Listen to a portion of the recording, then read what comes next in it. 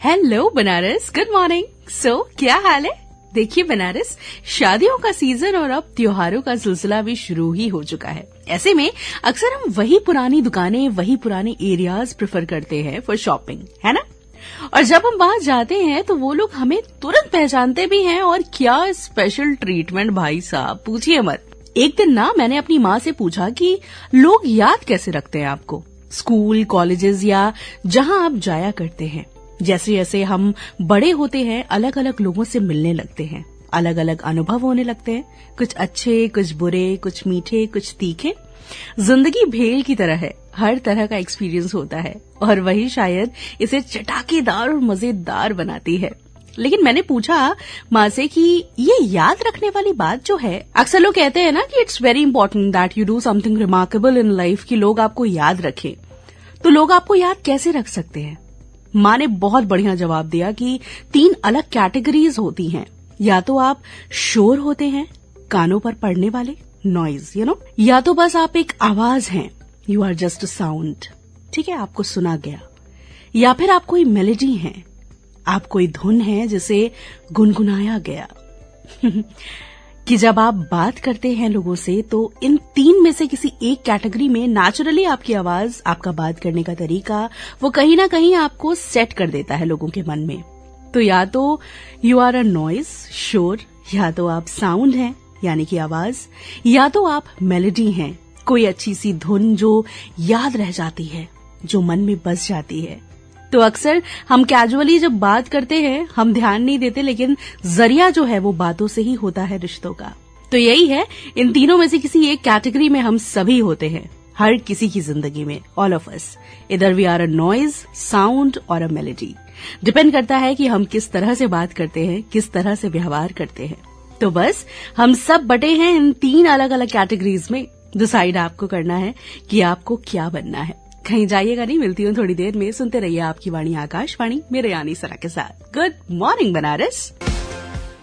हाँ जी, welcome back to Banaras number 1 radio show good morning Banaras, only on world's number 1 radio station, आपकी वाणी Akashvani. Studio की घड़ी में बज चुके हैं 7। तारीख है आज 17 फरवरी 2023 और दिन है आज शुक्रवार का।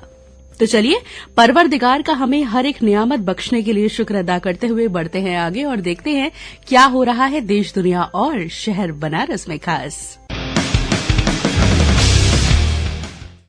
ग्लोबल इन्वेस्टर्स समिट में वाराणसी के विकास के लिए मिले निवेश के प्रस्ताव के साथ विकास प्राधिकरण ने शहर के समग्र विकास की रूपरेखा तैयार की है। जी हां, इसमें शहर की सीमा पर 3 नए औद्योगिक क्षेत्र विकसित करने की योजना है।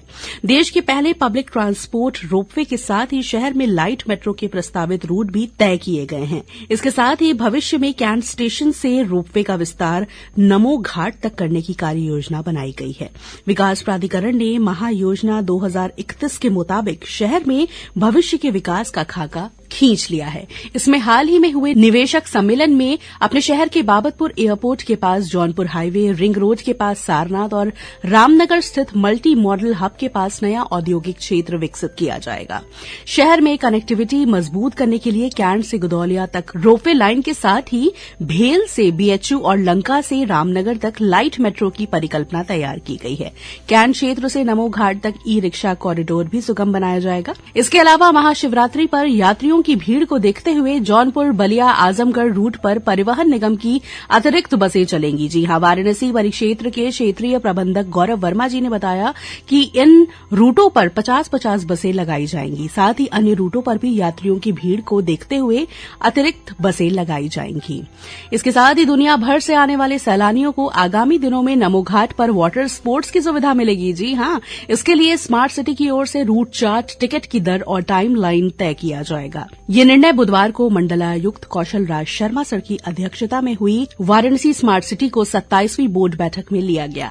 बोर्ड के समक्ष नमो घाट से काशी दर्शन और गंगा दर्शन के लिए हेली टूरिज्म की सुविधा शुरू करने की भी चर्चा हुई। इसके लिए स्मार्ट सिटी की ओर से विस्तृत कार्य योजना भी बनाई जाएगी। गंगा पार रेती पर बसी टेंट सिटी और पर्यटन विभाग के अतिथि गृह, टूरिस्ट बंगलों और सारनाथ की बुकिंग अब ऐप से होगी। बोर्ड बैठक में गुरुधाम पार्क में बच्चों के खेलने का स्थान, ओपन जिम और इस क्षेत्र के के फूड स्ट्रीट को सुनियोजित करने के प्रस्ताव पर भी चर्चा हुई है। नगर निगम के सामने स्थित शहीद उद्यान पार्क को एक थीमेटिक पार्क के रूप में विकसित किया जाएगा। इसके साथ ही स्मार्ट सिटी कबीर चौरा लहुराबीर मार्ग पर स्थित घोड़ा अस्पताल को आधुनिक पशु अस्पताल के रूप में विकसित करेगी। इसके अलावा बाबा विश्वनाथ के भव्य और दिव्य धाम आने वाले श्रद्धालुओं की सुरक्षा का खाका बीते मंगलवार को खींचा गया। कमिश्नरेट पुलिस ने आज 17 फरवरी को दोपहर 12 बजे से कल 18 फरवरी को दर्शन पूजन खत्म होने तक मैदागिन से गुदौलिया तक नो व्हीकल जोन घोषित किया है। लक्सा थाना, बेनिया, सुनारपुरा तिराहा और रामापुरा की ओर से कोई वाहन गुदौलिया चौराहा की तरफ नहीं जाएगा। इवन रिक्शा भी अलाउड नहीं होंगे, सिर्फ पैदल ही आने जाने की अनुमति दी जाएगी। श्रद्धालुओं की सुरक्षा में जल पुलिस लगाई गई है। गंगा की तरफ से पीएसी बाढ़ राहत दल और 11 एनडीआरएफ के जवान भी रहेंगे। पीएसी को 10 एडिशनल एसपी, 10 डिप्टी एसपी, 225 दरोगा और इंस्पेक्टर, 1200 सिपाही और हेड कांस्टेबल भी बुलाए गए हैं। तो जी, ये रहा देश, दुनिया और शहर बनारस का हाल समाचार। Now let's move on to the history and special events of today, that is 17th of February। हमारे राष्ट्रपिता महात्मा गांधी जी ने साल 1915 में पहली बार शांति निकेतन का दौरा किया। 1927 में वीर वामन राव जोशी द्वारा लिखित रणदुंदुभी नाटक का मुंबई में प्रयोग हुआ। इसमें दीनानाथ मंगेशकर जी ने तेजस्विनी की भूमिका अदा की थी। साल 1947 में सोवियत संघ में वॉइस ऑफ अमेरिका का प्रसारण शुरू किया गया। ईयर 1959 में वैनगार्ड 2 नामक पहला मौसम उपग्रह कक्षा में प्रक्षेपित किया गया। इसके अलावा आज के दिन भारत के विशिष्ट निबंधकारों में से एक पूर्ण सिंह का जन्म 1881 में हुआ। इसके साथ ही साल 2005 में प्रसिद्ध साहित्यकार पत्रकार पंडित सीताराम चतुर्वेदी और साल 2017 में वेद प्रकाश शर्मा, जो कि प्रसिद्ध उपन्यासकार रहे हैं, इन 2 महान शख्सियतों ने इस दुनिया को अलविदा कह दिया था। अब स्पेशल इवेंट्स की अगर बात करूं बनारस, तो आज है वर्ल्ड ह्यूमन स्पिरिट डे, यानी कि विश्व मानव आत्मा दिवस, जो कि ध्यान के माध्यम से सचेतना को प्रोत्साहित करने के दिन के रूप में मनाया जाता है। हमारे पास जो है और जो हमारे पास नहीं है, उसके लिए उच्च शक्ति को धन्यवाद देने का दिन है आज बनारस, जो हमें आशा देता है खुद को सकारात्मक रखने के लिए और आध्यात्मिक रूप से जुड़ने के लिए। और आज इस खास मौके पर मेरे साथ एक बार फिर जुड़ चुकी हैं spiritual and mind science specialist doctor Shweta Tiwari ma'am. तो आइए सुनते हैं कि वो हमसे क्या कह रही हैं। Love you and thank you Sana. आज वर्ल्ड ह्यूमन स्पिरिट डे के ओकेजन पे मुझे ये मौका देने के लिए कि मैं स्पिरिचुअलिटी से रिलेटेड कुछ चीज़ें आप लोगों से शेयर कर सकूं।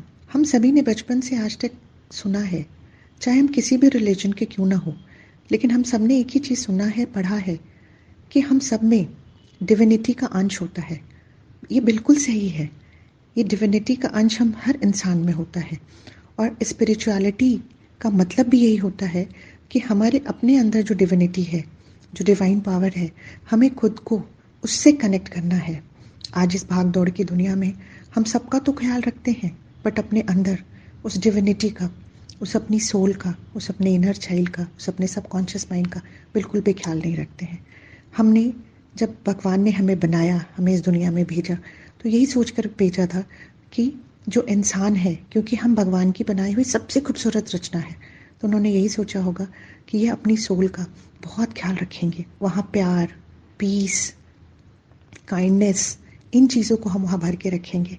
लेकिन हम लोगों ने क्या किया है आज, एक बार सोचिएगा ज़रूर। तो आज के बाद इस डे को सेलिब्रेट करने का सबसे अच्छा तरीका यही है कि हम सबको स्पिरिचुअलिटी के रियल मतलब को समझने की ज़रूरत है और अपने अंदर जो डिवाइन पावर है उससे कनेक्ट करने की ज़रूरत है।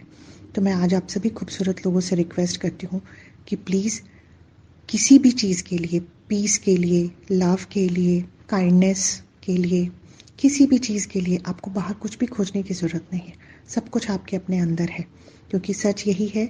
आज तक हम क्या जानते थे कि जो बाहर दुनिया दिखती है वो इमेज हमारे अंदर बनती है, बट सच्चाई जस्ट इसका ऑपोजिट है। जो हमारा इनर वर्ल्ड में जो इमेजेस, हमारी प्रोग्रामिंग आज तक है, हम दुनिया को उसी नज़र से देखते हैं। धूल चेहरे पे जमी थी, ताउम्र हम आईना साफ करते रह गए। तो ये बिल्कुल सच है कि हमने अपनी डिवाइन पावर को, जो डिविनिटी हमारे अपने अंदर है, हमने उनका ख्याल नहीं रखा है आज तक। हमने उसमें सिर्फ pain, hurts, resentment, anger, fear, ये सारी चीज़ें, इमोशंस भर दिया है। तो आज इस वर्ल्ड ह्यूमन स्पिरिट डे पे हम सबको अपने आप से प्रॉमिस करना है कि हम अपने अंदर की स्पिरिट को, अपनी डिवाइन पावर को, अपने सबकॉन्शियस माइंड का, अपनी सोल का ख्याल रखेंगे, उससे कनेक्ट करेंगे और जितने लोगों के टच में आएंगे उनको भी ये चीज़ें सिखाएंगे। Love you and thank you everyone. Thank you so much Shweta ma'am for joining us. हाँ जी बनारस, देखिए यूं तो बनारस की बहुत सारी स्पेशलिटीज की हमने बात की है, पर चलिए आज बनारस की एक अनूठी कला के बारे में बात करते हैं। जी हाँ, मैं बात कर रही हूँ गुलाबी मीनाकारी के बारे में। इस कला रूप को इसकी सुंदरता और विशिष्टता के लिए दुनिया भर में जाना जाता है और इसे जीआई टैग भी दिया गया है। इस कला में कारीगर किसी धातु की सतह पर विभिन्न खनिज पदार्थों के टुकड़ों को जोड़कर उसे रंगते और सजाते हैं। अक्सर सभी धातु सजावटों में सबसे आकर्षण और तकनीकी माना जाता है गुलाबी मीनाकारी को, जो कि पहले सोने पर की जाती थी, जिसे व्यापक रूप से चांदी और तांबे से बदल दिया जाता है। गुलाबी मीनाकारी फारसी द्वारा पेश किया गया भारत का एक प्राचीन कला रूप है। 17वीं सदी में जब मुगल दरबार अपने चरम पर थे, तब वो भारत आए। सफेद इनामल पर गुलाबी स्ट्रोक द्वारा अद्भुत डिजाइन और रंगों के संयोजन की विशेषता है। उत्पाद की विशिष्टता ये है कि वाराणसी के कारीगर सफेद इनामल में नाजुक ढंग से गुलाबी रंग मिलाते हैं। कारीगर मुख्य रूप से सजावट के लिए प्राकृतिक और शीशे रहित रंगों का उपयोग करते हैं। बनारस के शिल्पकार, जैसा कि मैंने बताया, कि सफेद मीनाकारी में गुलाबी रंग मिलाते हैं, जबकि दिल्ली और जयपुर में लाल, हरा और नीला रंग जोड़ा जाता है। अंबर के राजा मानसिंह ने लाहौर के मुगल महल से कुशल कारीगरों को जयपुर आमंत्रित करके इस कला को राजस्थान में लाया गया था। पर लोग अक्सर पूछते हैं कि बनारस की गुलाबी मीनाकारी अलग क्यों है। देखिए, शिल्पकारों को मीनाकार कहा जाता है और वे आमतौर पर चांदी और सोने की चादरों, पारंपरिक गहनों और सजावटी वस्तुओं, डाइनिंग सेट और रूपांकनों, फूलों, पक्षियों और जानवरों पर देवी देवताओं की धार्मिक आकृतियों को उकेरते हैं। वैसे बता दूं आपको कि बनारस जयपुर के बाद इनामलिंग की कला में खड़ा है और बनारस गुलाबी की प्रकृति जयपुर लाल के समान है। महिलाओं और पर्यटकों के बीच सांस्कृतिक मूल्य के लिए पुराने आभूषणों की बढ़ती मांग के साथ बनारस में लगभग आधी सदी के अंतराल के बाद फिर से कला का पुनर्द्वार हुआ है। तो ऐसी ही है हमारी गुलाबी मीनाकारी। सो बनारस, आपको हमारा आज का गुड मॉर्निंग बनारस कैसा लगा, ये हमें आप जरूर से बताइएगा। अपने वैल्यूएबल व्यूज जरूर से शेयर कीजिएगा ऑन pkldairvaranasi@gmail.com। और इसके अलावा अगर अभी तक आपने हमारा YouTube channel AIR Varanasi subscribe नहीं किया है तो उसको जाइए, लाइक कीजिए, कमेंट कीजिए एंड सब्सक्राइब तो जरूर से कीजिए। इसके अलावा हमारा फेसबुक हैंडल है ऑल इंडिया रेडियो वाराणसी और इंस्टाग्राम हैंडल है AIR वाराणसी, वहां भी आप हमें फॉलो कर सकते हैं। तो बस अब छोड़े जा रही हूँ आपको इस गाने के साथ। मिलूंगी आपसे 8:45 पर मधुरिमा के साथ। अब से थोड़ी देर में यानी 7:20 से प्रादेशिक समाचारों का सिलसिला जारी रहेगा हमारे गोरखपुर केंद्र से। So now this is Sana heading of. खुश रहिए, प्यार बांटिए और 24 घंटों में किसी ना जानने वाले की खुशियों की वजह बनिए। जैसा कि मैंने हमेशा कहा है, कहती हूँ और कहती रहूंगी भी कि बहुत सुकून मिलेगा। ट्राई जरूर कीजिएगा। चलती हूँ, टाटा बाय, दुआओं में याद और अपना ख्याल रखिएगा।